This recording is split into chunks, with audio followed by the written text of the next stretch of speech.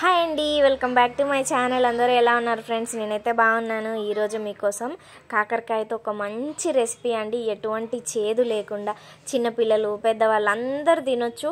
ఎవరైనా అబ్బా ఏదో మేము తినాలి కాబట్టి తింటామండి, ఇంకా కాకరకాయ మంచిది అలా కాకుండా అసలు ఇష్టంగా కాకరకాయ తినాలంటే ఇలా చేసి చూడాలండి. నేను ఎక్కువ ప్రాసెస్ అయితే చెప్పట్లేదు, ఎందుకంటే మనం కాకరకాయలో చేదు లేకుండా ఉండాలి అంటే ఉప్పు పసుపుతోని రసం అంతా తీసేయడం కానీ, లేదు అంటే మజ్జిగలో ఉడికించడం కానీ ఇలా చేస్తూ ఉంటాంగా. అది కొన్నిసార్లు చాలా టైం టేకింగ్ ప్రాసెస్. ఇంకా అలా చేసినా కూడా కొంతవరకు చేదు అనేది ఉంటూనే ఉంటుంది. అలా కాకుండా ఇలా సింపుల్గా చెప్తానండి, చాలా బాగుంటుంది. అసలు చేదు అనేది ఉండదు. ఫస్ట్ ఆఫ్ ఆల్ ముక్కలు కూడా నవిలి తినొచ్చు, అంత బాగుంటుంది. చేదు అంతా పోతుంది. సో నేను ఏం చేస్తానో చెప్తాను. కాకరకాయ ఎప్పుడైనా వండాలనుకుంటే నేను తీసుకురాగానే మార్కెట్ నుంచి ఫస్ట్ వాటర్తో నీట్గా వాష్ చేసిన తర్వాత క్లాత్తోని అంతా తుడిచేసి ఆరబెట్టేసుకుంటాను. అస్సలు పచ్చి ఉండొద్దు. ఇలా ఆరిపోయిన కాకరకాయల్ని ఫ్రిడ్జ్లో కానీ బయట కానీ కవర్లో కట్టకుండా అలా ఒక 2 days అలా వదిలేయాలండి. అవుటర్ లేయర్ అంతా ఆరిపోతుంది.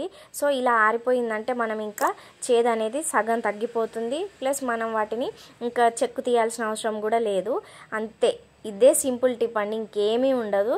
తర్వాత వాటిని మనం ఇలా నచ్చినట్టు ముక్కలుగా కట్ చేసుకొని కాస్త ఆయిల్లో ఫ్రై చేసుకున్నామంటే కంప్లీట్గా చేదంతా పోతుంది.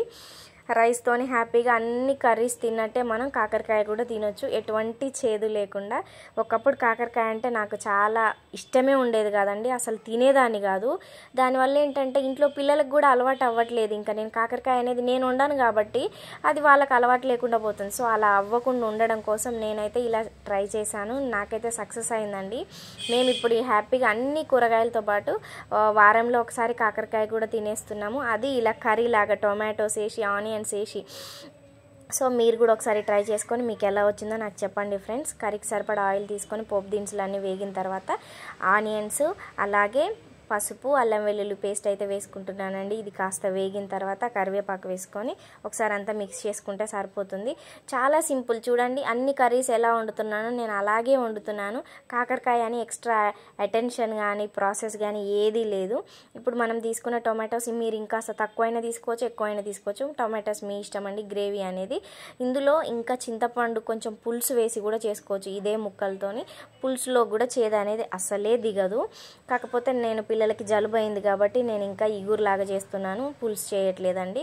ఇప్పుడు కర్రీకి సరిపడా సాల్ట్ యాడ్ చేసుకొని ముక్కలు మెత్తగా అవ్వాలి. ఈ గుజ్జు అంతా ఇంకిపోకుండా ఉండాలంటే లిడ్ క్లోజ్ చేసి ఒక 2 నిమిషాలు కుక్ చేసామంటే సింపుల్ సరిపోతుందండి.